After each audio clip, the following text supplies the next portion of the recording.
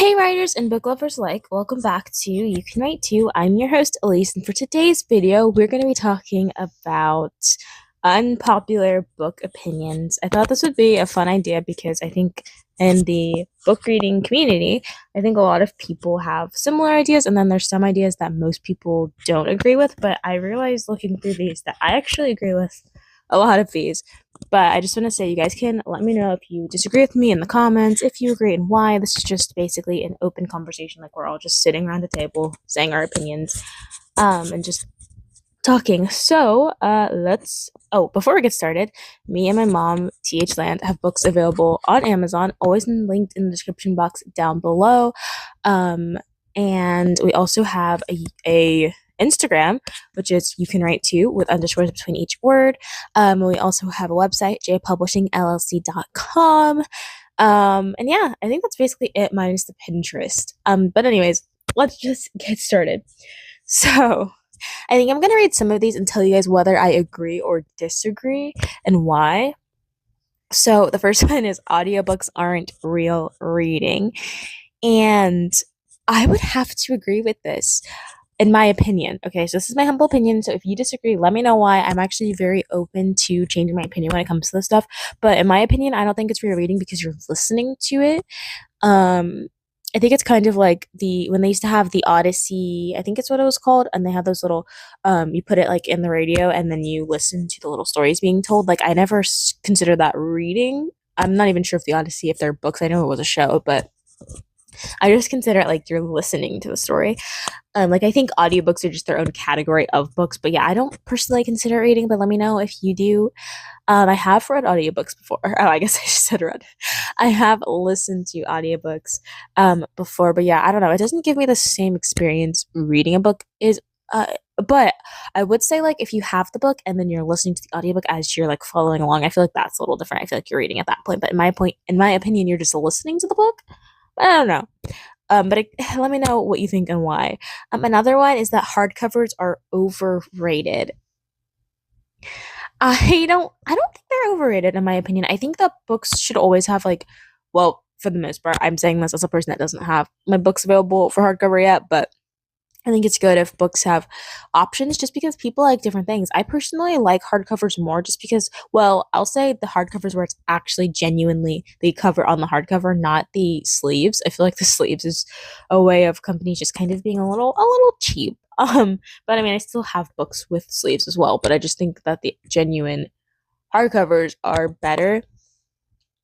But yeah, I don't think they're necessarily overrated in my opinion. I just think it's unique and I think it's a cool collector thing.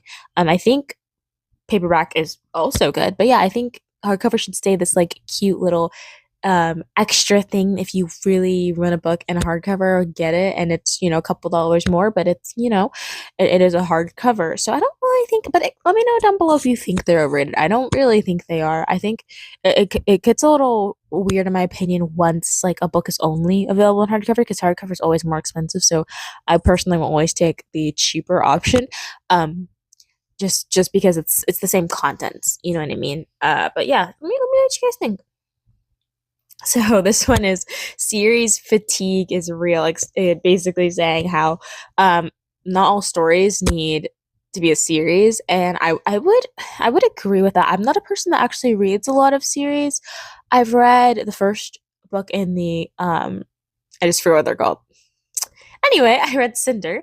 I didn't read the rest of those. I've read the Framed series. I just started not Queen. I just started Thieves Gambit. I have the Liar Society. I have just okay. So it turns out most of the books I have are series. I just haven't always like gotten to the next book yet. So never mind. I guess most books might actually be series. I don't think I really thought too much into that. Um, and I will say, coming as a writer that has a good bit of books that are series, I think most of my books are. But I think for me, from a writer's perspective, it's because I don't want to say goodbye to the characters. So I'm just like, you know what, let me just expand this into a bigger story. But I think reading wise, standalone books are completely fine. I read one book I cannot see on my shelf right now, because I don't remember what it's called. But anyway, it was a standalone and it was fine in my opinion. I don't have like a problem with it or anything. Um, And yeah, I don't think all books need to be series. I think it needs to be a good balance. That way, people that prefer standalones, they get their standalones. People that prefer series, you get your series. And yeah, I think a lot of, especially popular books, they're all like series, which is actually pretty interesting. I didn't think too deep into that. Let me know what you guys think, though. Do you think that people prefer standalones? Like, do you prefer standalones, or do you think it needs to be a series, or at least a duology at best? Let me know. Let's see. Popular authors are overhyped. Cinder is basically I read two books that were popular. Cinder and I cannot remember the other name of the book, but I I don't know. I don't really want to speak for the author themselves. I more so want to speak for the book. And I think Cinder was a little overhyped in my opinion, the other book as well.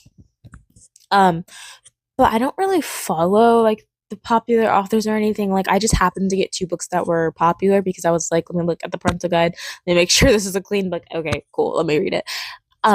So I can't really speak too much on that because I don't really read books because of like a popular author per se. I read a book because I like the author or I like the content of the book. Like if it's an author that I'm used to, I know that the book is going to be good, and if it's just a random book that sounds interesting, I'll pick it up. So let me know what you guys think, if they're overhyped and why, or if they're not overhyped and why. Okay, I love this. I love this one. This one says, number 5, not every book needs romance. I will scream this to the mountaintops. I genuinely have no idea why, as of recently, or at least, I don't know, maybe it's because I was never really into the young adult section, and I've only recently kind of eased into there carefully.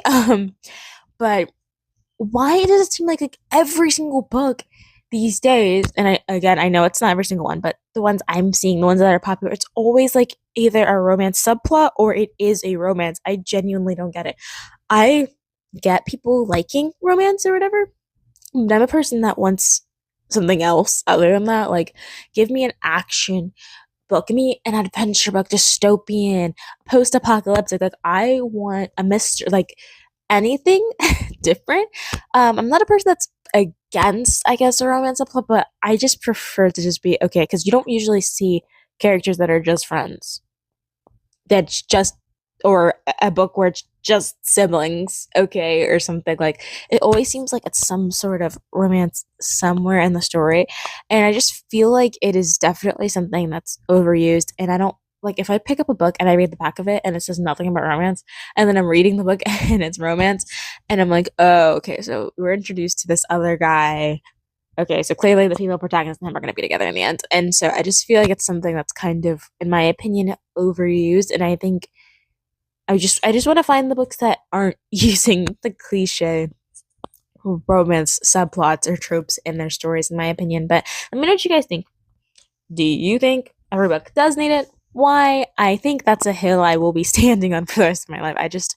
I'm not a person that's against it. I just think everything should have a purpose. It's kind of like, why is it in everything? I would rather read a book that doesn't have it, to be honest. So just let me know why it's everywhere now, and your thoughts on that. Again, this is just an open conversation, just with us all talking to each other, seeing, who agrees, who disagrees, and why. And I'm just really curious to have this open as a conversation, to just see what people are thinking. And yeah, it was pretty fun to do this though. Let me know if you guys want to do more hot takes, more unpopular opinions. Let me know down below in the comments. And yeah, also again, me and my mom have books available on Amazon, always linked in the description box down below. And yeah, I love you guys so much, and always remember, you can write too, and thank you so much for watching. Bye.